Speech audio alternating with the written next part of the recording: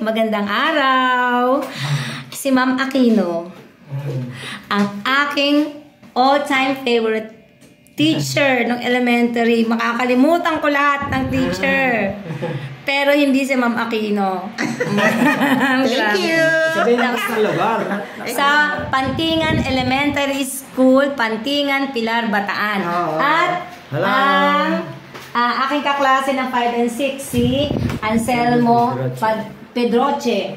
Yan. Nag-stroll kami. Tapos sa pinagluto kami ni Mama ng kanyang chef na poging anak. Saan? Ayun o, siya o. Ayan. O, diba? O, Mama, real talk.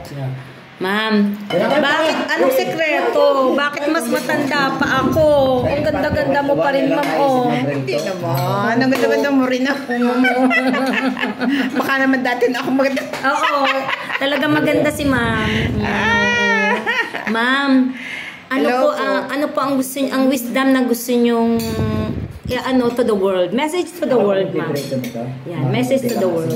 As retired teacher. Stay as sweet as you are.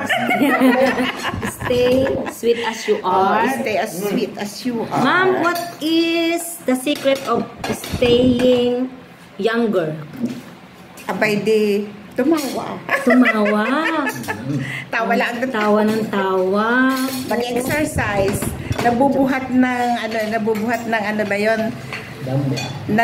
Dumbbell? Dumbbell. At saka sabi Ma'am kanina, everyday, maliligo. Everyday taking a bath. Taking a bath. Tsaka ang ganda ng putis ni Ma'am. O, diba? May kamukha kang artista, Ma'am eh. Some sort na aura niya si Vilma Santos, diba? Naman! Ni Pia Morandin. Ang tanda ko na nga, 74 years old. Oh, biruin niyo po, guys, 72 years old. 74! 74! Eh, ako 58. Di ba minus Kain ka? Minus sa 58. Oh, 58. Oh, mas matanda pa sa 74. Oh, very beautiful. First pupil ko sila. 19 ano ba yun? 1982. First time na napasalit dito. 82. 82 ba yun? Nung 82 ako nag-asawa. Hindi ma'am, nung grade 3 tayo. Grade 3. At saka pala, nasa 70s pa yun. 70s pa ma'am yun? 79? Kasi nag-graduate ako ng 72. Nakapagturo pa ako ng 2 months sa amin. Tapos nagparito na ako. Siguro nasa 1973, 74. Eskwela ko.